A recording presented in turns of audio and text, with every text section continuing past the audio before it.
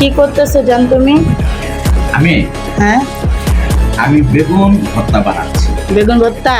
Yes. ও, আজকে শুধু বেগুনি ভর্তা করবা নাকি? হ্যাঁ, তো আজকে বেগুন ভর্তা আছে, তারপর? তারপরে শুকির ভর্তা আছে, এই যে বেগুন ভাজা আছে, বেগুন ভাজা, ঠিক আছে। হুম। তারপর শুকির ভর্তা আছে, শুকির ভর্তাটা পরে দেখাচ্ছি। অবশ্যই তো অবশ্যই। আমরা এখন বেগুন ভর্তা বানাইতেছি, দেখেন হ্যাঁ। গাইস, বন্ধুরা, ফ্রেন্ডরা, দাদারা। দেখেন কিভাবে বেগুন ভর্তা করে। আর আমরা শুনছিলাম যে আমরা বেগুন ভর্তা করতে পারি, দেখি না ছেলেরাও বেগুন ভর্তা করতে পারে। আর হচ্ছে কি বলবো, দেখেন কত সুন্দর করে ভর্তা করতেছে।